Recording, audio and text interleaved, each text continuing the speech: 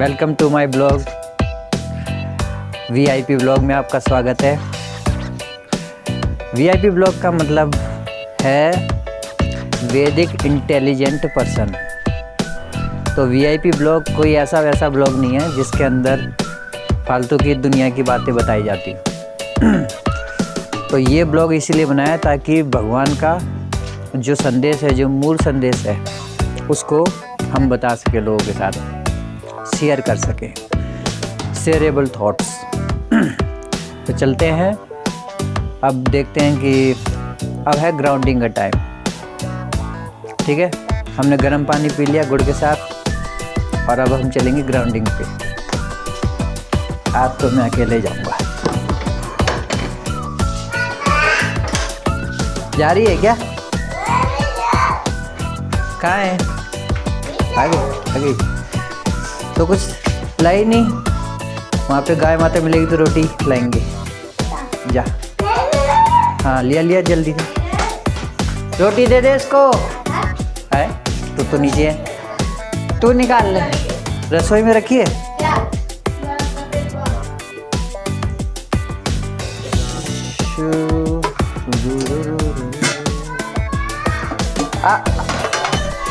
आजा इधर है, आजा, मिल गई। सारी ले लूं?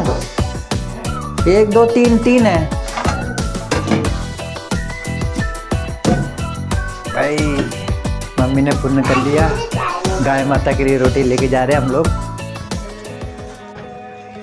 चलो।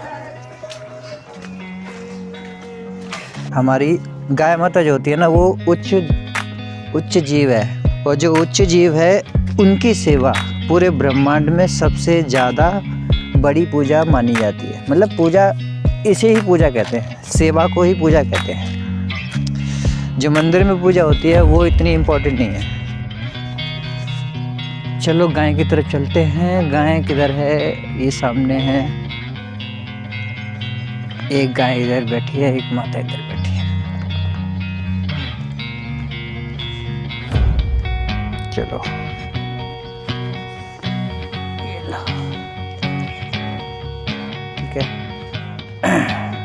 ठीक है।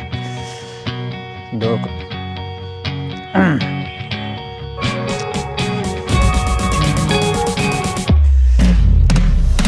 एक रोटी होती, 2 गाय को अपने खिलाएंगे।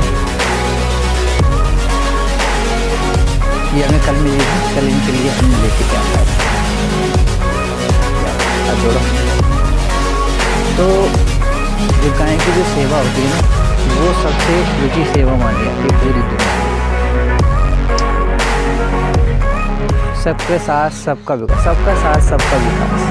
सबका साथ सबका विकास का मतलब होता है कि ऐसे थॉट्स लोगों के साथ शेयर किए जाएं, ऐसी जीवन शैली लोगों के साथ शेयर की जाए जो नॉन वायलेंट है, जो पूरे ब्रह्मांड में एप्लीकेबल है। और पूरे ब्रह्मांड में जो एप्लीकेबल जो जीवन शैली होती है उसे हम वैदिक धर्म बोलते हैं। ठीक है, जो वैदिक धर्म होता है ना, वो मल्टीवर्स का धर्म है। बहुत से लोग मल्टीवर्स को नहीं समझते, तो उनके लिए मैं कह दूं कि आप डॉक्टर स्ट्रेंज या हॉलीवुड की स्टार वॉर्स, इस तरह की जो फिल्में होती हैं वो आप एक बार देख सकते हो। वैदिक धर्म वो नहीं होता है जो मंदिरों में जो पंडित बैठे हुए हैं, है ना, और पूजा करवा रहे हैं, मूर्ति स्थापना करते हैं, प्राण प्रतिष्ठा करते हैं, फिर एक रिचुअल है, टेम्पररी सेलिब्रेशन करते रहते हैं। कभी होली मनाएंगे, कभी दिवाली मनाएंगे। This is a temporary celebration. और टेम्पररी सेलिब्रेशन जो होता है ना, वो निगेटिव एनर्जी होती है, निगेटिव एनर्जी। कोहेरेंट इमोशन में जीना चाहिए, coherent and fractal emotion. Coherent और फ्रैक्टल इमोशंस जो होते हैं ना, वो आज मैं पढ़ रहा था पीस गीता, तो उसमें कोहेरेंट इमोशन है, पहला ही चैप्टर है।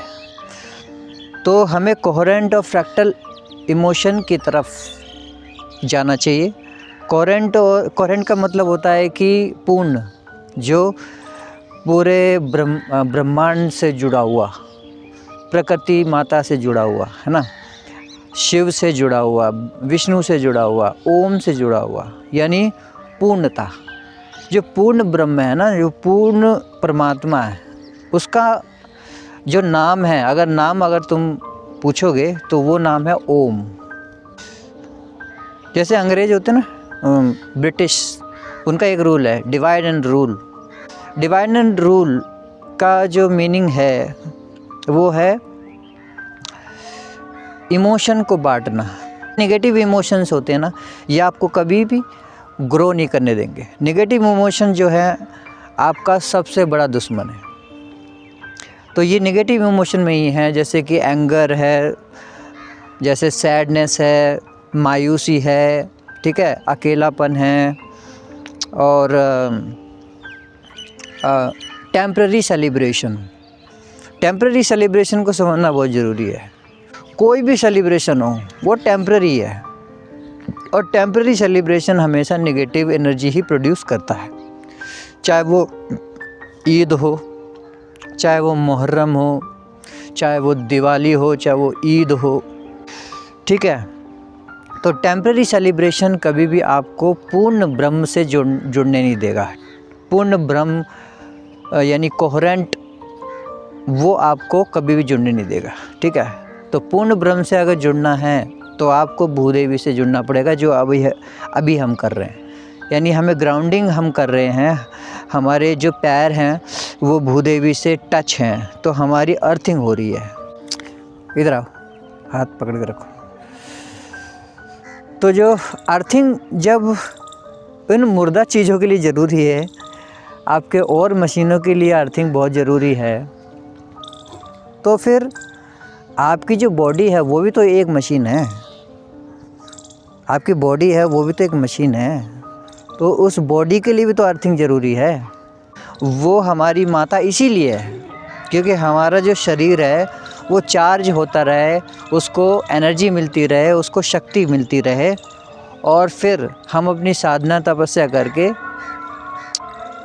उच्च लोकों में जा सकें। सोफिया तैयार हो गई है स्कूल के लिए, अब जाएगी ये स्कूल।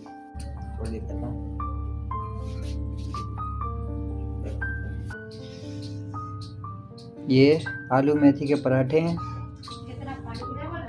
और सब्जी भी है। अब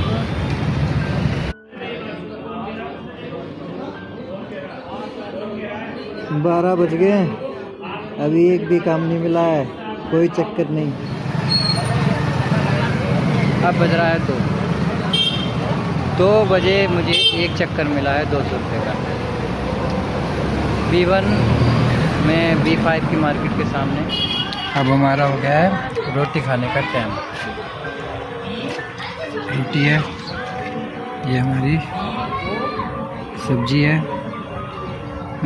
ये है गाजर, शिमला और चने। आटे के लिए 300 रुपये आ गए हैं, आगे देखते हैं। अब